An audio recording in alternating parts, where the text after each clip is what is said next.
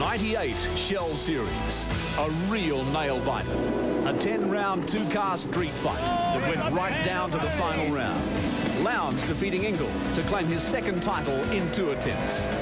Sweet victory to the General. The stunning new VT Commodore simply smoked the opposition. For their arch-rivals, a Sprint Series Henry would rather forget. But a popular Bathurst win to Brighton Richards evened up a lopsided scorecard. Yes, it was one hell of a season.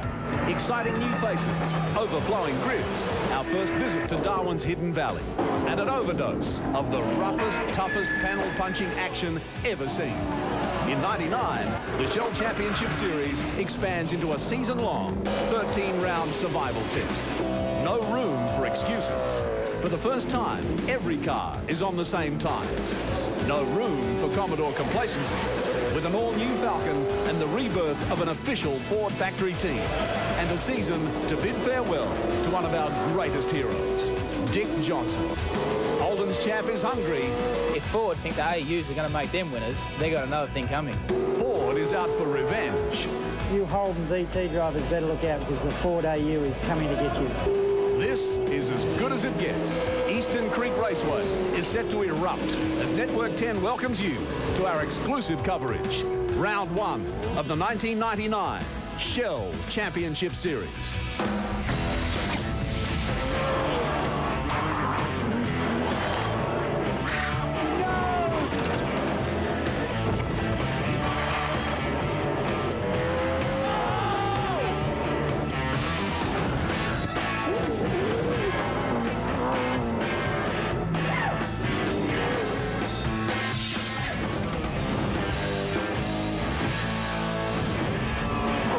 Sydney's Eastern Creek Raceway, just a short drive up the highway from the Olympic site at Homebush. The cars are back, the fans are back, and the action's going to be red hot. Hello, I'm Lee Diffie. Welcome to round 1 of the 1999 Shell Championship Series. The series hasn't visited Eastern Creek in 2 years. Last time we were here, well, it was totally dominated by Glenn Seaton. Pole position and 3 race wins. We'll see what Glenn can do in his new Ford factory car. We'll talk more about that later. It's going to be a long day and it's going to be a long year, an all-new format. Let's take a look at the series calendar for you, because there's a totally new format, 13 rounds. Every race counts, every round counts, including the endurance races. Of course, we kick it off here at Eastern Creek, and it finishes, the whole championship that is, at the FAI 1000 Classic at Mount Panorama. Well, joining us once again, and he's very excited, is Barry Sheen. Barry, talking to the fans, the people in the pits, I don't think there's been a season more eagerly anticipated than this one.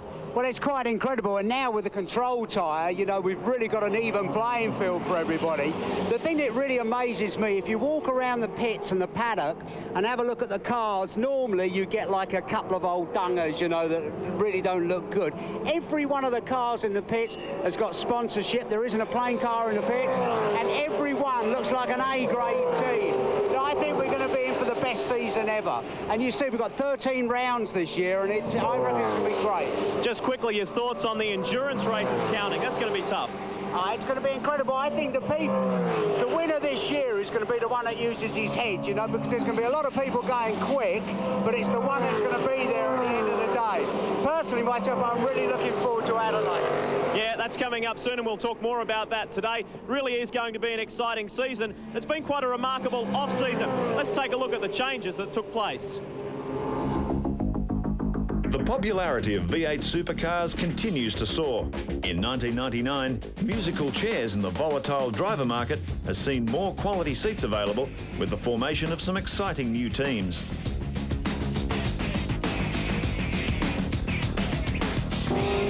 Ford is back, big time. The all-new AU Falcon and the long-awaited return of an official 2-car works team. Ford Tickford Racing is the first factory squad since Alan Moffat and Fred Gibson raced the big Falcon GT Coupes back in 1973. It's an exciting time for not only Ford fans, but new factory pilots Glenn Seaton and Neil Crompton. It's a great thing for the industry. You know, the fans are going to like it. It sets up that whole Ford versus Holden battle again like we had back in the old days when you and I were kids. And I think it's just going to be sensational. We're going to have some great racing this year. Just as eagerly anticipated is a new Ford team from Western Australia, backed by earth-moving giant Caterpillar. Facing an enormous challenge is 1995 Shell Series champion John Bowe, Cat's new lead driver, who leaves Dick Johnson Racing after 11 loyal seasons. We expect to do it pretty hard early on, and we hope to make some progress, and I think we will, but not for a little while yet. Mid-year, I think we'll start to get there. Filling Bowe's vacant seat at DJR is the fast, experienced Kiwi Paul Radisich. The former British touring car Top Gun has already driven for Johnson on several occasions. He's under no illusions about the challenge that lays ahead. You know, with 3 heats per day, it's very important, in one qualifying session, very important to keep accumulating points. And you know, if I can keep that in my sights, then I think I'll be okay. Gibson Motorsport rates 99 as its best chance to return to its V8 glory days when Mark Scaife reigned supreme. Gibson has signed 2 of the country's finest and well-proven young talents, 96 Bathurst winner Greg Murphy and reigning Bathurst champion Stephen Richards. If team confidence is any indicator, the Wins Commodores will be cars to watch. The path back to the top should be a case of 3 simple steps. Top 10, top 5, podium. Simple as that? Simple as that. The Holden Young Lions team has also been reborn in the form of a new 2-car team based only a stone's throw from the mobile Holden Racing Team headquarters. Lion Cubs Mark Noske and Todd Kelly will campaign last year's HRT Commodores and are keen to prove the worth of Holden's junior squad. We've rebuilt both the cars and they're both in tip-top condition. It's a new team and we're just raring to go and get out there. With all cars competing for the first time on a Bridgestone control tyre this year, the opportunities for privateer teams to close the gaps to the pros have never been better. One man who hopes to do just that is Cameron Mclean. The former BMW Super Touring star has stepped up to Ford V8 power in an ex-DJR Falcon. The rapid Queenslander says he couldn't have timed his move any better. 2 reasons the year was good for us. Like, everyone's getting rid of the ELs and getting AUs and VT Commodores. There's a lot of good cars for sale on the controlled tyre. Like, it's all just fallen into our lap from that point of view. Mclean is just one of many new privateers chasing the prestigious Privateers Cup. Oversubscribed grids, control tyres and lots of exciting new potential winners points to a blockbuster V8 season. A blockbuster season it will be, but it started in similar fashion to 1998. I'm talking about Mark Scaife in the Mobil 1 HRT Commodore from pole position. Alongside his teammate Craig Lowndes, Glenn Seaton in the new FTR Falcon is in 3rd. The real standout there is young Garth Tander in 5th position. We go all the way back to Mark Larkham in the Mitre 10 Ford in 10th position. And Radisich qualified well, considering he had some problems yesterday. But we'll talk more about that. Hopefully that story gave you an indication of just how much has happened in the off-season. We've got lots to talk about. Someone who's talking to Glenn Seaton right now is Mark Osler. You know, back in the 1960s when Ford Australia launched this brand new Falcon, its advertising slogan was trim, taut and terrific. Well, in the 1990s, its new AU Falcon could very well fit that description. It's trim because it's 35 kilograms lighter in the body shell than the previous model. It's also 25% stiffer, so that makes it taut as well. And terrific because of the first Shell Series for 1999, Glenn Seaton has put this brand new Ford 3rd behind the Holden Racing Team Commodores. Glenn Seaton, a fabulous effort. It looks very, very impressive from the outside. Yeah, it's really, I suppose, put a little bit of pressure on Holden, which we all needed. But it's great for the sport, I think, because we naturally need 50% of the races won by Holden, 50 by Ford, and hopefully we can do that. But it's still a long way to go for us. It's only a new car out of the box, and to be performing so well is great. But hopefully we can bridge that gap on the Holdens, because they have got a little bit of a gap still. 3 big races today after the Grand Prix. Gee, you might be a bit nervous. I am really, because really the Grand Prix didn't start too well. It qualified very well, but didn't start too well. But no, hopefully we'll have a great day. Well, we wish you and the new Ford Works team all the best today. Thanks, Mark. This is Eastern Creek. This is round 1, and race 1 comes up right after this break.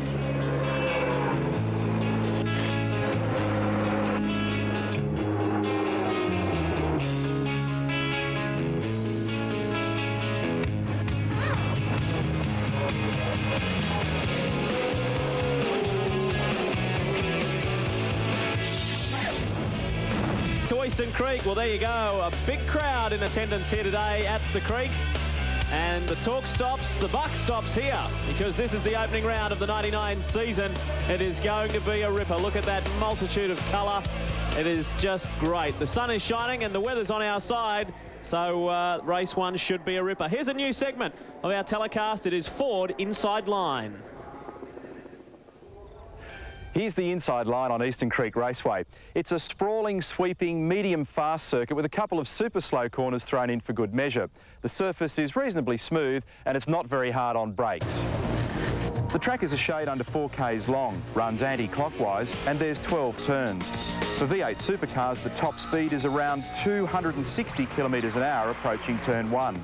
The slowest speed at turn 9 is around 75 k's, creating an average lap speed of almost 156 kilometres per hour. What delivers time here? Getting on and off the straight efficiently and making sure that your car is well balanced for the complex midfield section. Turn 1 is a key element in a good lap time, and this corner is not for the faint-hearted. With a very fast approach and just a shade under 200 k's across the face, it's deep breath stuff.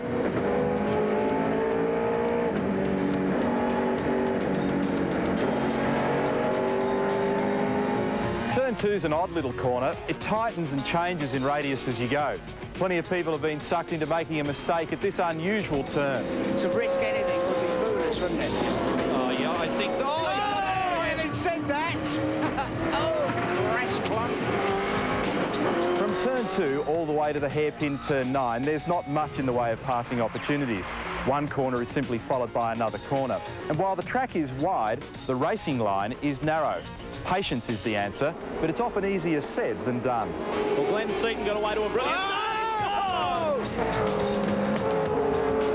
One of the quirky features of this track is the weird approach to turns 6 and 10. You veer to the right before you turn left, and as the weight of the car rolls around, the unloaded right front wheel is prone to brake locking, and passing here is virtually impossible. After the frustration of the middle section of the course, the turn 9 hairpin is one of the best passing spots. The last and most important aspect of constructing a decent lap round here is the run onto the main straight.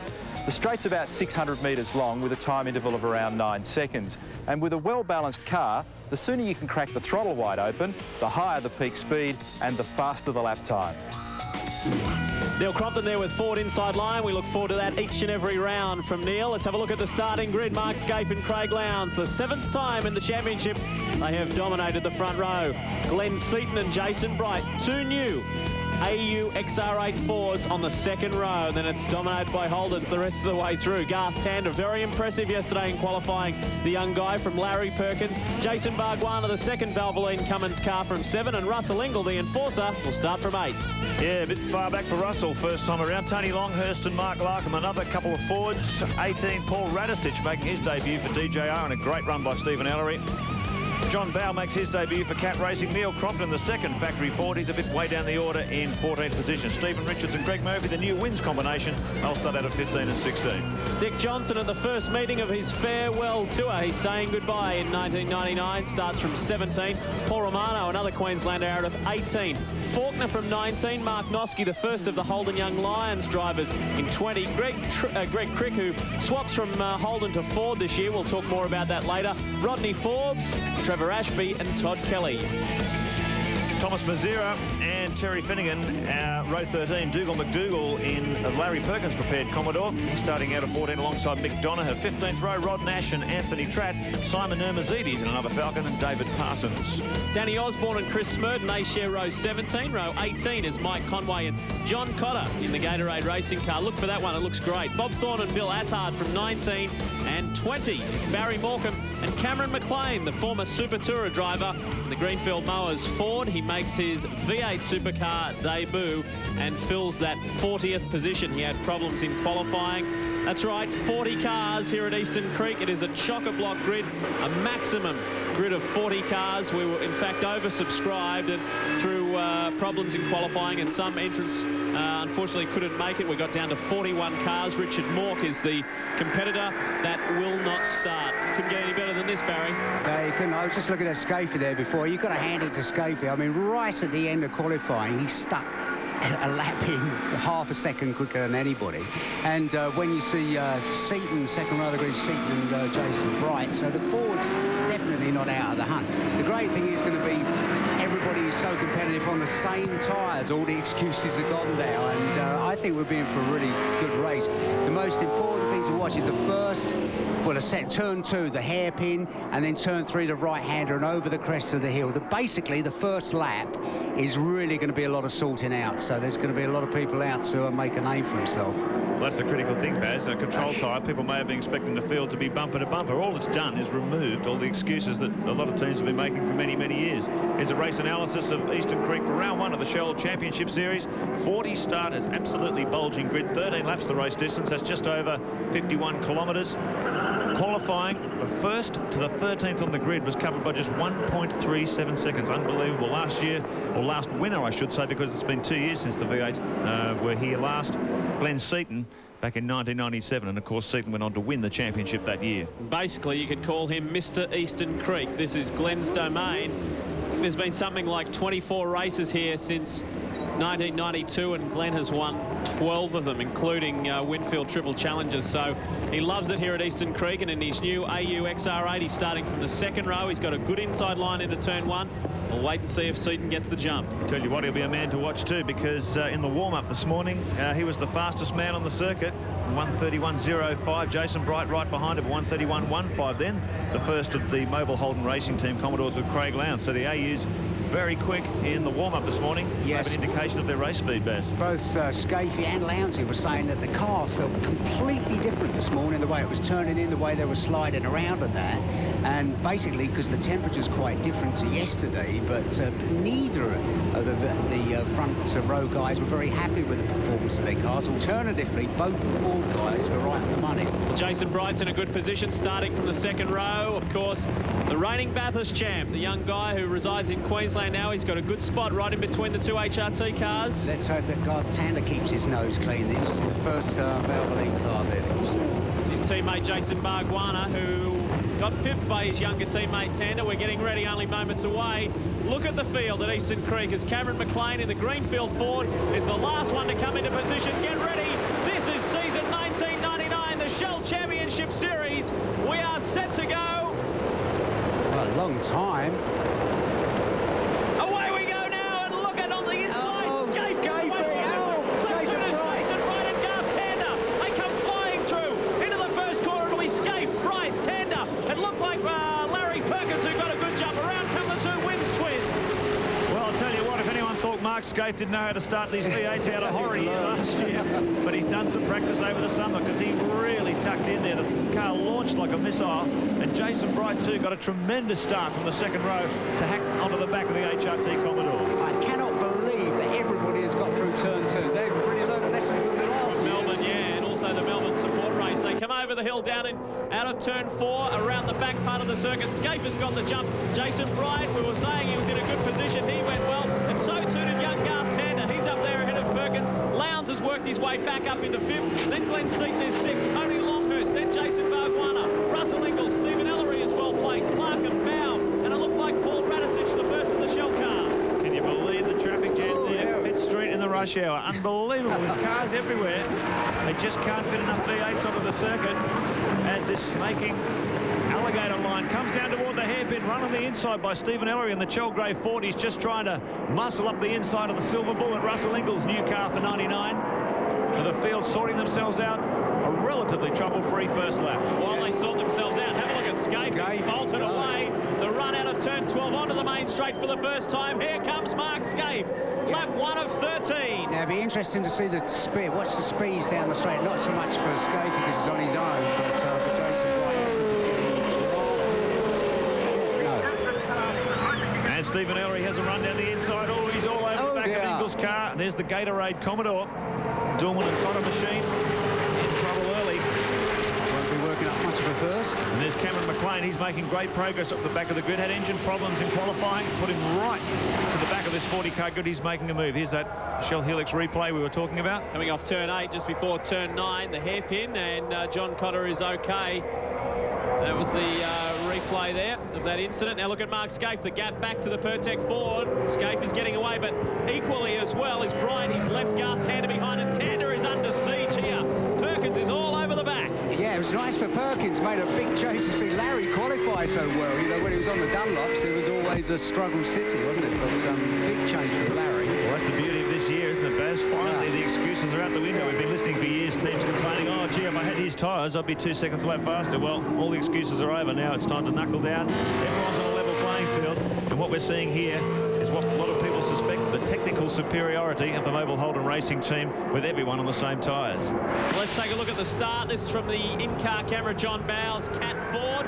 There he is fighting with Ellery to the right-hand side of the Chelgrave Ford. Look at that, that's Barguana fighting there with Russell Ingall. Very tight through turn one. John Bowes got away to a great start. That looks like Mark Larkham on the outside. Stephen Ellery trying to work his way through on the inside. So a good start for John Bowes, but it's a better one for Mark Scaife, who leads the way after 2 laps. Jason Bright still hanging on to second. Tander is really being pushed and forced hard from Perkins, Lowndes, Seaton, Longhurst and Barguana. There's a big bunch of cars there. Well, Mark Scaife out in front, but the man who's setting the pace is this car behind him, Jason Bright in the Pertec Falcon, the 1998 Bathurst winner, a 1:32.60, the first flying lap for the Pertec Ford. But Mark Scaife, 1.1 seconds the gap over the Falcon, first time across the start-finish line. You'd have to say that last year Jason Bright ended up in a lot of places unluckily and got himself in a lot of trouble. But I think that win at Bathurst has really sort of sunk in, and I reckon you're going to see good things from Jason Bright this year. See good things from Cameron Mclean too, the man who started off the back of the grid. He's up to 23rd position. He's flying, showing the speed of the next Dick Johnson Racing Falcon. Monitor his progress as well. The Queenslander can drive, there's no doubt about that. From Larry's BMWs and Vectras to Larry's Ford getting impatient. Well, this is going to be a great... This is going to be good. Yeah, this is going to be a real test of his maturity, isn't it, the young Tander? He's been caught in plenty of accidents. Everyone pointing the finger at him has been the cause of most of them.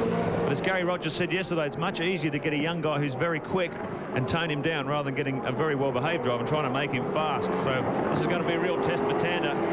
It does look as if Larry's holding Lounsey up a bit. If you look through the twisty section, oh, Romano, don't know what he did there. But,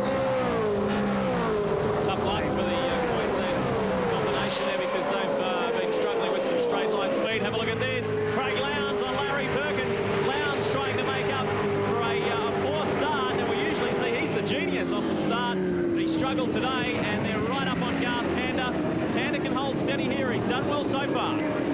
Yeah, well, you see, Lounsey might be in a good position here, you see, because while Tander's trying to fight Larry Perkins off, Larry's looking for a way past, and they're both sort of covering themselves. It might make life easier for Lounsey. Well, you'd suspect Lowndes' car would be just as quick as Mark Scaife's, but he's currently lapping out. Oh, goodness me! No, that's one of the Holden Young Lions. Holden Young Lions cars. That's Todd Kelly. Todd Kelly has crunched the Holden Young Lions car. Now, he had a very bad accident at the Australian Grand Prix meeting in Melbourne. That to me looks like coming through turn one. That is a really, there he is. He's coming off turn one. He's gone right across the grass. That's the same place a few hundred metres this way where Mark Scaife came off several years ago and very, very badly injured himself. But fortunately, looks like Todd getting out okay. Whoa. Oh, my goodness. Let's hope he's all right.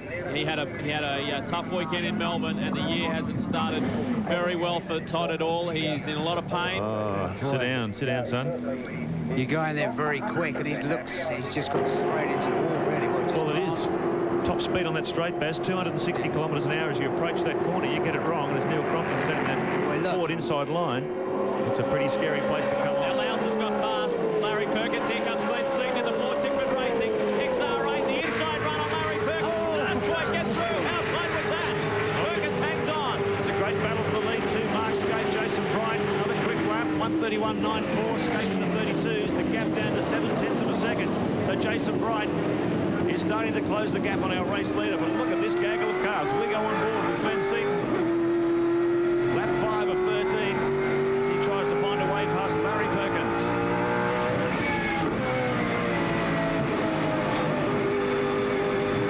You got to listen to them.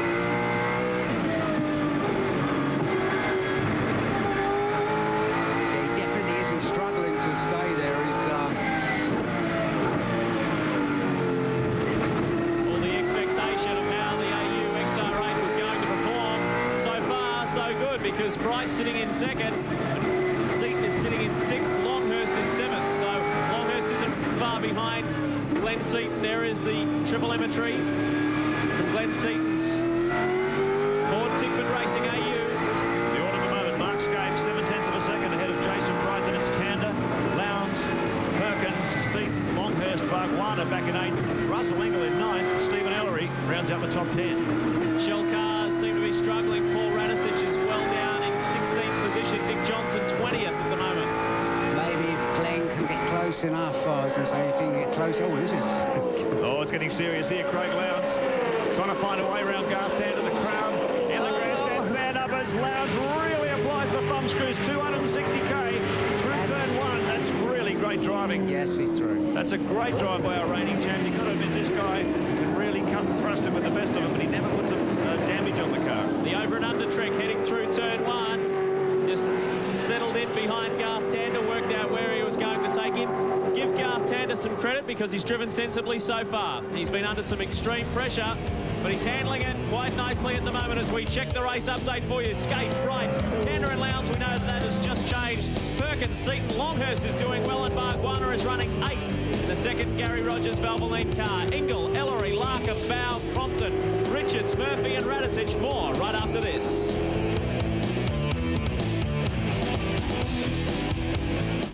Of the 1999 season, the Shell Championship Series, and Mark Scaife in the Mobil 1 HRT Commodore is clearing out. He's got the Pertec Ford of Jason Bright right behind him, and Scaife has set a new lap record. In fact, the first 4 are under the existing lap record set by Greg Murphy last time we were here, but Scaife from pole position is well in control. Tell you what, it's interesting watching the gaps too. Now all these cars are running a controlled tyre. It's virtually like 9/10 of a second back to Bright in second. Then you've got Lowndes 2 seconds back. And then there's just these 1 second gaps all the way through the field. There's this high-speed train. If you look at Scaife, Bright and Lowndes have lapping virtually identical. Oh, is that Seaton? Could be Greg. He just got up the Larry inside. Perkins. Nice work. Well, he was working on him pretty hard for a few laps there. Larry was holding him out.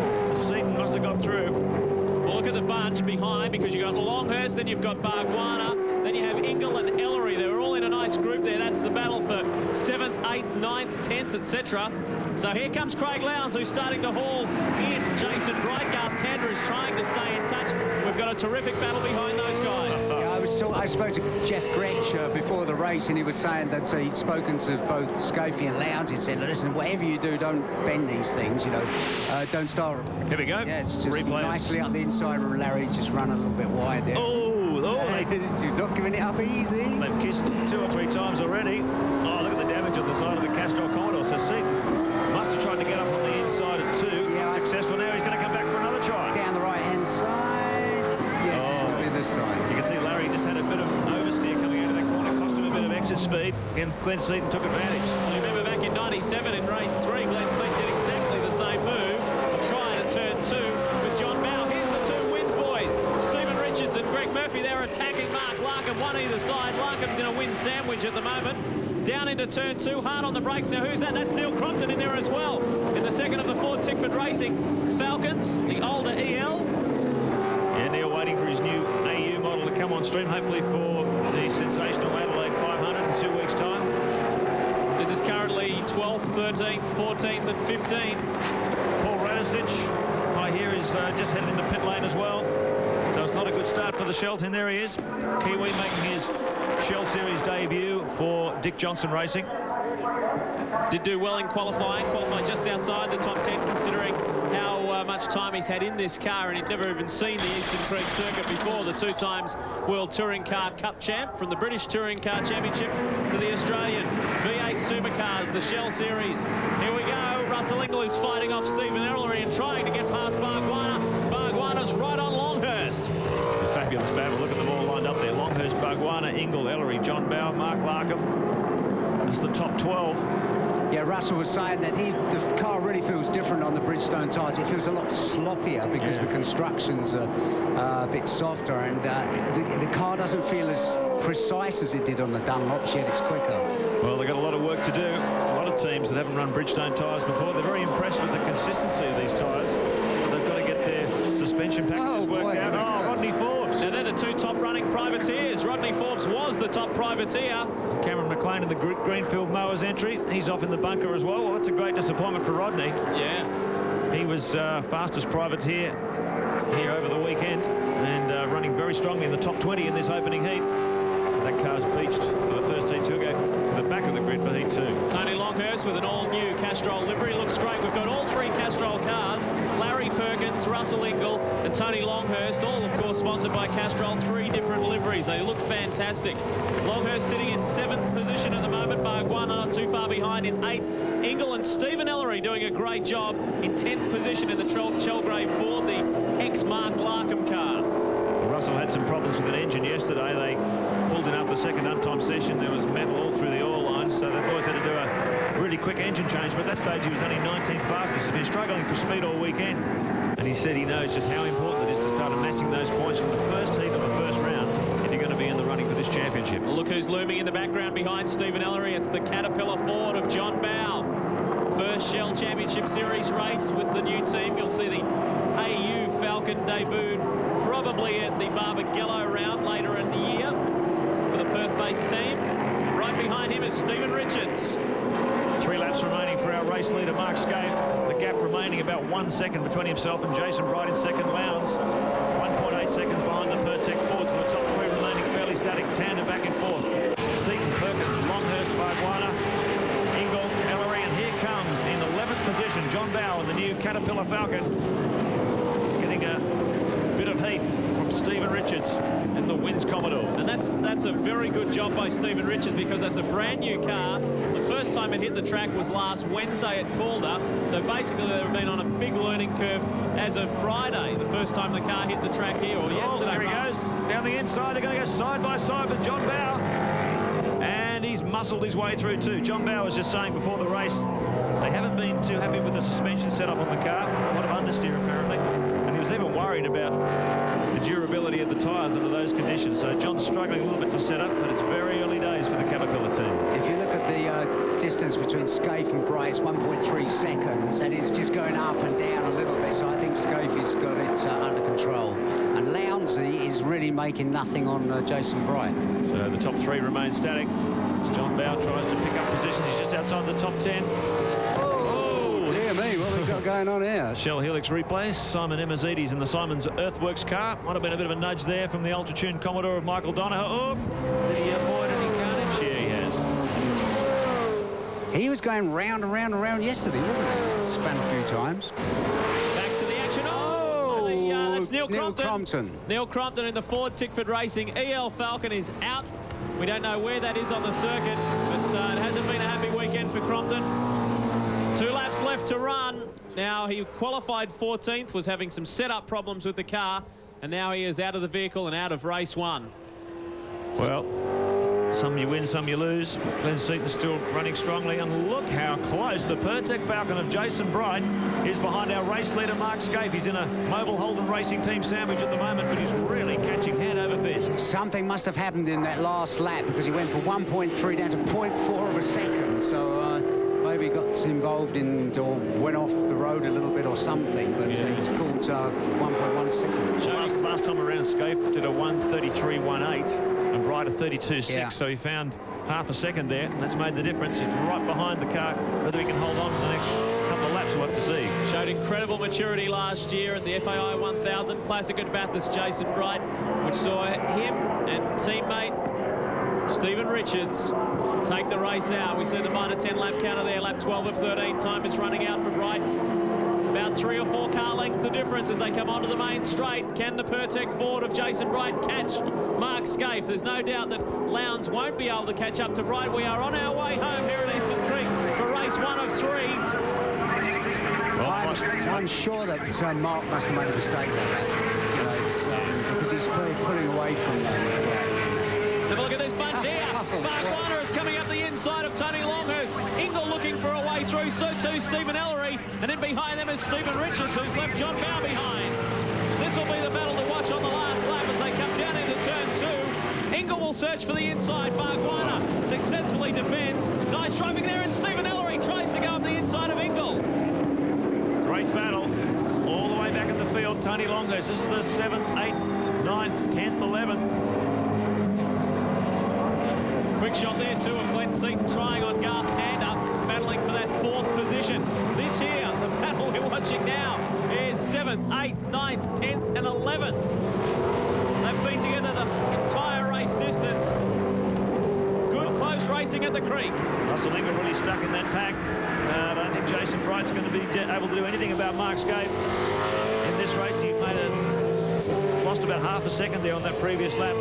But you can see he's matching the pace of that Pertec Ford. And he's only got a few hundred metres before he crosses that finish line. Well, the last time Mark Scaife won here at Eastern Creek was race 2 back in 1995. The wait is over. Onto the main straight. The checkered flag is waiting. The Mobil 1 HRT Commodore Mark Scaife from pole position to the checkered flag. Well done, Scaife. In for the win from Jason Bright. There's the onboard camera. And a sense of satisfaction for Mark Scaife. Not only did he get away to a blinding start, but a good run for the entire 13 laps. To hold off Jason Bright wasn't that hard until the end.